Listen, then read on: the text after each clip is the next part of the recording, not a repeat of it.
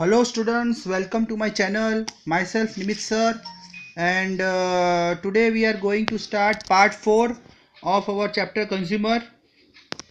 So let's begin students. In previous video I have uploaded rights of consumer, which is very important question and it will be asked in 5 marks. And today we are going to do another IMP question, responsibility of consumer. So let's begin. So students मैं आपको बताऊंगा responsibility of consumer क्या होता है। Responsibility का मतलब होता है जब सरकार ने आपको राइट्स दिए हैं तो सरकार चाहती है कि आप अपनी जिम्मेदारी भी अच्छे से निभाएं। तो कंज्यूमर की क्या क्या रिस्पॉन्सिबिलिटीज़ है, तो पहले हम ये छोटा सा इंट्रोडक्शन पढ़ेंगे। We are all aware that without responsibilities right can not be available. See, आपको राइट मिला है तो वो राइट का आपको अच्छे से यूज़ करना है। अगर आप अपने राइट्स को प्रॉपरली यूज़ नहीं करेंगे तो आपके राइट्स का कोई मतलब नहीं होगा। Every consumer should be conscious about the purchase of product. See, कोई भी कंज्यूमर होता है तो उसका मेन गोल क्या होता है कि भाई प्रोडक्ट अच्छा हो जिससे उसको सेटिस्फेक्शन मिले। तो सबसे पहले हम एक एक करके इसके पॉइंट्स को अच्छे से समझेंगे। तो सबसे पहला पॉइंट है हमारा conscious use of right. Conscious का मतलब होता है प्रॉपर यूज़। हमें जो सरकार ने राइट्स दिए हैं उसे हमें अच्छे से यूज़ करना है। Every consumer has a number of rights which are legally available. See, every consumer, सारे कंज्यूमर्स को जो राइट्स मिले वो लीगली है, तो ये राइट्स को आप इजीली यूज़ कर सकते हो। पर राइट्स का यूज़ करने के लिए पहले आपके पास एक प्रॉपर नॉलेज होना चाहिए। तो सब पहले मैं आपको ये पॉइंट को अच्छे से डिस्कस करने के पहले मैं आपको पहले ये सारे पॉइंट्स बता दूंगा। स्टूडेंट्स, रिस्पॉन्सिबिलिटी ऑफ कंज्यूमर, तो उसका पहला पॉइंट है कॉन्शियस यूज़ ऑफ राइट। आपके राइट्स को अच्छे से यूज़ करना है। Second, be aware of misleading advertisement. जो एडवर्टीजमेंट मार्केट में आपको बताई जा रही है वो एडवर्टीजमेंट से आपको सावधान होना है। अपना नॉलेज अच्छे से यूज़ करना है, तब जाके वो प्रोडक्ट को परचेस करना है। आंख बंद करके अगर आप मार्केट में प्रोडक्ट परचेस करने जाओगे तो आपको नुकसान होगा। Third, care during purchase. जब आप खरीदने जाते हो तो थोड़ी बहुत चीज़ों का ध्यान रखना पड़ता है, वो मैं आपको डिटेल में बताऊंगा। Solicit for a bill. Solicit, what is the meaning of solicit? Solicit का मतलब होता है रिक्वेस्ट करना। अगर आप दुकान में परचेस करने जा रहे हो तो दुकानदार से रिक्वेस्ट करिए कि वो आपको बिल दे। Fifth, solicit a high quality. Solicit means request, आप हाई क्वालिटी की डिमांड करें दुकानदार के पास। Registration of genuine complain. Complain है कोई प्रोडक्ट के बारे में तो उसे रजिस्टर कराइए। कंज्यूमरिज्म को स्प्रेड करिए, अवेयरनेस स्प्रेड करिए। एनवायरमेंटल प्रोटेक्शन और no involvement in unethical activities. Unethical means illegal activities. Okay students, तो एक एक करके हम ये पॉइंट्स को अच्छे से जानेंगे। तो स्टार्ट करते हैं वापस से एक बार। Conscious use of right. Conscious का मतलब प्रॉपर होता है। हर कंज्यूमर को जो राइट दिए गए हैं वो लीगल अवेलेबल है, सबको मिला है, फिर वो रिच हो या पुअर हो, तो उसे अपने राइट्स का पूरा नॉलेज होना चाहिए। अगर आपके पास नॉलेज नहीं है तो आप अपने राइट्स को यूज़ नहीं कर पाओगे। आपको अगर यही नहीं पता है कि आपके आसपास कंज्यूमर कोर्ट अवेलेबल है तो आप कहाँ पे अपने केस को रजिस्टर करवाएंगे। सो हम सेकेंड टॉपिक पढ़ेंगे स्टूडेंट्स। अब पहला तो आई होप आपको समझ में आया होगा। अपने राइट्स का अच्छे से इस्तेमाल करना है, उसके लिए आपके पास प्रॉपर नॉलेज होना चाहिए। आपको पता होना चाहिए कि कंप्लेन कहाँ रजिस्टर करवाई जाती है, और ये बात भी आपको पता होनी चाहिए कि भाई जब भी हम मार्केट में सामान को परचेस करने जाते हैं तो आपके पास वो प्रूफ होना चाहिए कि आपने वो दुकान में से परचेस किया है। तो उसका बेस्ट एग्जांपल है बिल। बिल हमेशा मांगिए। तो ये सब आपको राइट्स दिए गए हैं कि आप बिल मांग सकते हो दुकानदार से, वो आपको मना नहीं करेगा। और अपने केस को कहाँ रजिस्टर करवाना है, तो ये सब चीज़ जो है उसका नॉलेज कस्टमर के पास होना चाहिए। दूसरा है be aware of misleading advertisement. Misleading का मतलब होता है स्टूडेंट्स रॉन्ग एडवर्टीजमेंट। आपको पता होगा प्रोड्यूसर्स प्रॉफिट कमाने के लिए तरह तरह की एडवर्टीजमेंट आपको बताता है जिससे आप अट्रैक्ट होते हो। ज़्यादातर देखा गया है जो यंगस्टर्स होते हैं वो ज़्यादा एडवर्टीजमेंट से अट्रैक्ट होते हैं। तो एज अ कंज्यूमर आपको पता होना चाहिए कि एडवर्टीजमेंट जो दिखाई जा रही है वो क्या प्रोडक्ट से रिलेटेड है या नहीं। तो हम स्टार्ट करते हैं। Very often, seller and producer to promote sale resort to wrong and misleading advertisement. आपको पता होगा जो सेलर्स होते हैं या जो प्रोड्यूसर्स होते हैं वो प्रॉफिट कमाने के लिए रॉन्ग एडवर्टीजमेंट बताते हैं. Resort means accept. For example, consumption of a specific product will increase the energy level. आपने देखा होगा कि कोई प्रोडक्ट आपको बताया, जैसे फॉर एग्जांपल रेड बुल है, तो उसमें ये बताते हैं कि भाई आप रेड बुल अगर पीते हो तो उससे आपका एनर्जी लेवल बढ़ जाता है. फ्रेंड्स, ऐसा होता नहीं है. ऐसे कोई ड्रिंक से हमारा एनर्जी बढ़ने वाला है नहीं. तो ये प्रोडक्ट को देख के आप ज़्यादा अट्रैक्ट होते हो और आप सोचते हो कि भाई ऐसा होगा. फॉर एग्जाम्पल, ऐसा बताया जाता है कि आप हॉर्लिक्स या बॉर्नवीटा पियोगे तो आपकी हाइट बढ़ जाएगी. स्टूडेंट्स, नहीं है, ऐसा नहीं होता. एडवर्टीजमेंट में जो बताया जाता है वो ज़रूरी नहीं है कि राइट हो. So as a good consumer, as a knowledgeable consumer, आपको डिसीजन लेना है कि जब आप मार्केट में परचेस करने जाते हो तो वो प्रोडक्ट आपके लिए सही है या नहीं.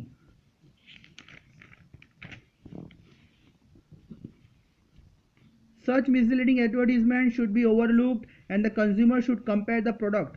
इसलिए कंज्यूमर को हमेशा अपने वो जो प्रोडक्ट परचेस कर रहा है उससे कंपेयर करना चाहिए कि क्या जो एडवर्टीजमेंट में बताया गया है वो रियल में सही है या नहीं है.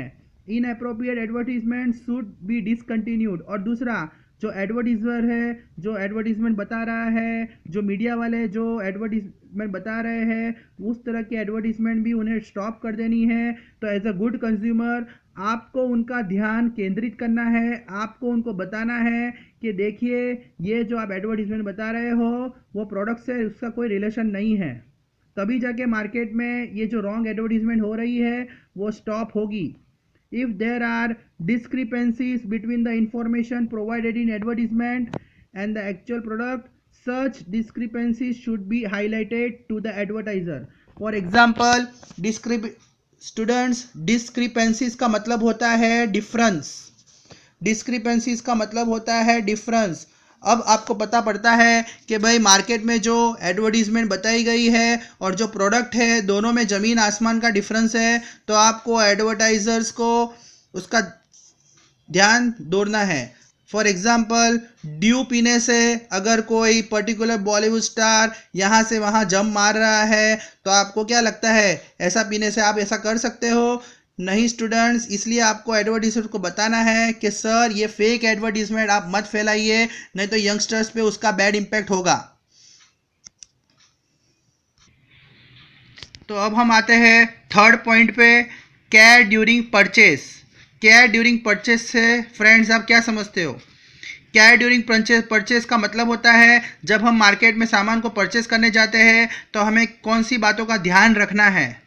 No producer or seller should provide false incentives for the sake of selling the product. Consumer should emphasize on getting all information. मतलब जो भी सेलर है या जो भी प्रोड्यूसर्स है उन्हें कस्टमर्स को फॉल्स इंसेंटिव्स नहीं देना है. मतलब कोई ऐसी इंफॉर्मेशन जिसमें आपको ऐसा लगता हो कि मार्केट में भाई प्रोडक्ट के अंदर अवेलेबल नहीं है और जो दुकान वाला है या प्रोड्यूसर है वो आपको ऐसी इंफॉर्मेशन दे रहा है जिससे प्रोडक्ट बिके, तो उसे ऐसा नहीं करना है. उसे कस्टमर्स को अट्रैक्ट करने के लिए ऐसे वादे नहीं करने हैं, ऐसे प्रॉमिस नहीं करने हैं जिससे उसको नुकसान हो. So consumer should emphasise on getting all the necessary information. मतलब अगर मार्केट में कंज्यूमर मार्केट में परचेस करने जाता है सामान को तो उसे सेलर से क्या क्या इंफॉर्मेशन मांगनी है. सबसे पहले उसको ये बोलना है कि भाई मुझे आप बताइए कि भाई मार्केट में जो प्रोडक्ट बिक रहा है उसका मैन्युफैक्चरिंग यूनिट का नेम क्या है, उसका एड्रेस क्या है, क्वालिटी किस तरह की है, कितनी क्वांटिटी में है, कितने केजी में वो प्रोडक्ट है, कैसे वो प्रोडक्ट को यूज़ किया जाता है, उसका एक्सपायरी डेट क्या है, उसमें क्या क्या मिलाया गया है, मैन्युफैक्चरिंग डेट क्या है, वेट कितना है, गारंटी वारंटी क्या है. तो ये सब आपको उससे मांगना है और ये प्रोड्यूसर की ड्यूटी है कि वो आपको प्रोडक्ट की सारी जानकारी दे. और आपने देखा होगा आज आप जितने भी सामान को परचेस करने जाते हो उसमें ये सारी इन्फॉर्मेशन अवेलेबल है. और अगर आपको लगता है कि भाई प्रोडक्ट में कोई ऐसी इन्फॉर्मेशन अवेलेबल नहीं है तो आप उनसे ये इंफॉर्मेशन मांग सकते हो। तो ये हमारा हक है और ये हमारी जिम्मेदारी भी है कि हम उनसे ये मांगे। अगर हम उनसे ये इंफॉर्मेशन नहीं मांगेंगे तो हमारे साथ चीट होगा। Fourth, solicit for a bill. Solicit मतलब रिक्वेस्ट भी बोल सकते हैं और डिमांड भी बोल सकते हैं। हमें हमेशा बिल की डिमांड करनी है। Whenever a consumer purchase a product, he should ask for the bill. जब भी कोई भी ग्राहक मार्केट में सामान परचेस करने जाता है तो उसे अपने सेलर से बिल का डिमांड करना होगा। If the purchase product is damage, अगर प्रोडक्ट डैमेज हो गया, अगर गुड क्वालिटी का नहीं हुआ और अगर आप उसे उसके पास से एक्सचेंज करने की डिमांड करोगे और आपने बिल नहीं लिया तो वो आपको बोल सकता है कि भाई तूने मेरे पास से कहाँ ये सामान ख़रीदा था। तो आप कहाँ जाओगे? और अगर आप कंज्यूमर कोर्ट में भी जाना चाहते हो तो वहाँ पे भी सबूत मांगा जाएगा, वहाँ पे प्रूफ मांगा जाएगा, तो आपको तब वो बिल प्रूफ के तौर पे पेश करना पड़ेगा। तो यहाँ पे वही लिखा है, if the purchase product is damaged or substandard quality or does not fulfill the characteristics of the product and if the consumer want to complain। अगर आप कोर्ट में जाना चाहते हो, कंज्यूमर प्रोटेक्शन फोरम, मैंने आपको लास्ट टाइम भी बताया था, ये एक ग्रुप भी है और एक कोर्ट भी है। अगर आप कंज्यूमर कोर्ट में जाना चाहते हो तो वहाँ पे आपको प्रूफ के तौर पे वो बिल जो है वो पेश करना पड़ेगा और अगर आपके पास बिल नहीं है तो आपको इंसाफ नहीं मिलेगा। तो ये आपकी जिम्मेदारी है कि आप सेलर से बिल मांगे। और डिमांड फॉर हाई क्वालिटी या रिक्वेस्ट फॉर हाई क्वालिटी, आपको उससे हाई क्वालिटी की भी डिमांड करनी है। अगर आप इग्नोर करोगे, आपको पता है सेलर क्वालिटी नहीं दे रहा है और आप उसे यूज़ करे जा रहे हो, तो वो मोटिवेट होगा, वो दूसरों को भी ऐसी क्वालिटी सप्लाई करेगा। अगर आप आगे आते हो और आप उसको बोलते हो कि भाई मुझे गुड क्वालिटी चाहिए, तो मार्केट में एक अच्छा मैसेज पास होगा। So special emphasis should be laid for a permanent solution from the substandard quality of product। आपको पता होगा ये जो मार्केट में सबस्टैंडर्ड या बैड क्वालिटी का प्रोडक्ट जो चल रहा है उसे बंद करने के लिए हमें हमेशा क्वालिटी की डिमांड करनी है, क्योंकि मार्केट में आपने देखा होगा मिलावट का धंधा बहुत चल रहा है। एडल्ट्रेशन का मतलब होता है गुड क्वालिटी और बैड क्वालिटी दोनों को मिक्स कर दिया जाता है, जैसे दूध में पानी मिलाया जाता है वैसा। डुप्लीकेट प्रोडक्ट भी चलते हैं, आपको वादा किया जाता है ये ओरिजिनल है, पर बाद में जब आप यूज़ करते हो तो आपको पता पड़ता है ये डुप्लीकेट है। ज़्यादातर आपको ये चाइना के प्रोडक्ट्स में देखने को मिलेगा। While purchasing cash should be taken to confirm, तो आपको ये कंफर्म कर लेना है कि जो भी प्रोडक्ट आप परचेज कर रहे हो वो सर्टिफाइड है या स्टैंडर्डाइज है। आपको पता होगा हम लोग ज़्यादातर प्रोडक्ट में ये मार्क देखते हैं, ISI मार्क देखते हैं। ISI मार्क का मतलब होता है कि ये जो है अप्रूव्ड बाय गवर्नमेंट है, तो ये इसका जो सर्टिफाइड किया गया है ये गवर्नमेंट द्वारा किया गया होगा। इसलिए जब भी आप कोई प्रोडक्ट को परचेस करो तो आपको ये याद रखना है कि मार्केट में जो आप ले रहे हो वो स्टैंडर्ड हो। अगर ये मार्क नहीं है तो आप सेलर को बोल सकते हो कि भाई मुझे तो भाई यही चाहिए, तो मार्केट में जो दूसरे कंज्यूमर होंगे उनमें भी एक जागरूकता फैलेगी, अवेयरनेस फैलेगी। तो आगे आते हैं स्टूडेंट्स हम रजिस्ट्रेशन ऑफ जेन्युइन कंप्लेन। जो हमारा 6th नंबर का पॉइंट है वो है registration of genuine complaints. If there is any violation of consumer right after the purchase, complaint should be registered by the consumer. अगर आपको लगता है कि आपके साथ चीट हुआ है तो आप कंप्लेन रजिस्टर कर सकते हो। Very often consumer tend to ignore, आपने देखा होगा छोटी छोटी अगर प्रोडक्ट में अगर मिस्टेक्स होती है या कोई माइनॉरिटी होती है कोई मिस्टेक्स, तो हम उसे जाने देते हैं, पर हमें ऐसा नहीं करना है। अगर आपको लगता है प्रोडक्ट में थोड़ा सा भी डिफ़ॉल्ट है या वो डिफेक्टिव है तो आपको सेलर के पास जाके क्वालिटी की डिमांड करनी है। अगर आप ऐसा नहीं करोगे तो जो सेलर होंगे ना वो ज़्यादा मोटिवेट होंगे, जो मैंने पहले भी आपको बताया था, तो वो ज़्यादा ऐसा काम करेंगे। तो ये जो डैमेज प्रोडक्ट होते हैं उसे मार्केट में से हमेशा के लिए ख़त्म करना हो तो छोटे छोटे प्रॉब्लम्स का भी शिकायत अगर आपकी होती है तो आपको उनको बताना पड़ेगा। So on the other hand there are instances where consumer misuse their available rights and claim larger compensation। कितनी बार ऐसा किया गया है, अगर प्रोडक्ट जो होता है उसमें अगर थोड़ी भी माइनॉरिटी होती है तो कंज्यूमर ज़्यादा पैसे की डिमांड करता है। माइनर डैमेज होगा, अगर हल्का फुल्का डैमेज होगा तो सेलर से ज़्यादा पैसे की मांग की जाती है, ये भी गलत है। आपको जो राइट्स दिए गए हैं उसका आपको मिसयूज़ नहीं करना है। स्प्रेड ऑफ कंज्यूमरिज्म, आपको अवेयरनेस क्रिएट करना है। Every consumer should take part in the setup of consumer protection activity. ग्राहक को बचाने के लिए, कंज्यूमर को बचाने के लिए हम सबको एक होना है, हमें एक ग्रुप बनाना है और एक ऐसा मैसेज पास करना है जिससे कंज्यूमर को उनके राइट के बारे में पता पड़े। अगर हम सब एक हो जाएंगे और ये कंज्यूमरिज्म स्प्रेड करेंगे, ग्राहक को बचाने के लिए, उनको प्रोटेक्शन करने के लिए जो हमें राइट्स दिए हैं सब अच्छे से यूज़ करेंगे, तो मार्केट में एक अच्छा मैसेज जाएगा। तो ये भी हमारी एक रिस्पॉन्सिबिलिटी है। Environmental protection, every consumer should contribute to environmental protection. जैसे हम कंज्यूमर है तो जो हम वेस्ट, जो आपका प्रोडक्ट का जो भी वेस्ट होता है उसे आपको प्रॉपर डिस्पोज करना है। जैसे अगर आप कोई वेफर खाते हो तो उसका जो पैकेट होता है, खाली पैकेट, वो आपको कहीं बाहर ऐसे नहीं फेंकना है। अगर हम ही ऐसा करेंगे तो एनवायरनमेंट को कौन बचाएगा? So this is the responsibility. तो ये हमारी प्राइम रिस्पॉन्सिबिलिटी है कि हम हमारे एनवायरनमेंट को क्लीन रखें, क्योंकि अगर हम हमारे एनवायरनमेंट को क्लीन नहीं रखेंगे तो फिर हमें ही लॉस होगा। No involvement in the unethical activities. Unethical मतलब illegal. When consumer is making purchase he must follow the legal matters. He should not involve in black marketing. देखिए, हमें भी कानून का साथ देना है। जो हमारे लिए जो लॉ बनाए गए, अगर हम वो तोड़ेंगे तो सेलर ज़्यादा मोटिवेट होंगे। जैसे मार्केट में ब्लैक मार्केटिंग होता है, मार्केट में अगर प्रोडक्ट को हाई प्राइस में बेचा जाता है, होर्डिंग्स की जाती है या गलत कोई एडवर्टीजमेंट बताई जाती है, तो हमें उसे आगे नहीं प्रोत्साहन करना है। उनसे अगर हम इनकरेज करेंगे तो हमें ही लॉस होगा। सो स्टूडेंट्स, मैं आपको यही बता रहा था कि जो ब्लैक मार्केटिंग होती है मार्केट में, या प्राइस राइज होती है, और अगर वो डबल प्राइस देके अगर आप प्रोडक्ट को परचेस कर रहे हो तो आप सेलर को मोटिवेट कर रहे हो, आपके वजह से दूसरों को भी ये भुगतना पड़ेगा। तो अगर आप ये स्टॉप करोगे तो धीरे धीरे दूसरे कंज्यूमर में भी अवेयरनेस होगी, तो ये जो ब्लैक मार्केटिंग जैसी जो खराब चीज़ चल रही है वो हमेशा के लिए बंद हो जाएगी। तो हमें ये इलीगल एक्टिविटी में पार्ट नहीं लेना है। ओके स्टूडेंट्स, अब हम नेक्स्ट टॉपिक पे आएंगे। Grievances radial organisations.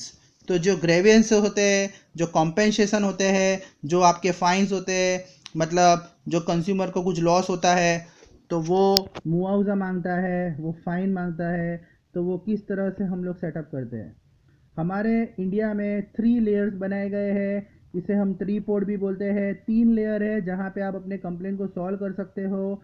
जैसे एक डिस्ट्रिक्ट लेवल होता है, ये लोकल होता है, स्टेट होता है और नेशनल होता है।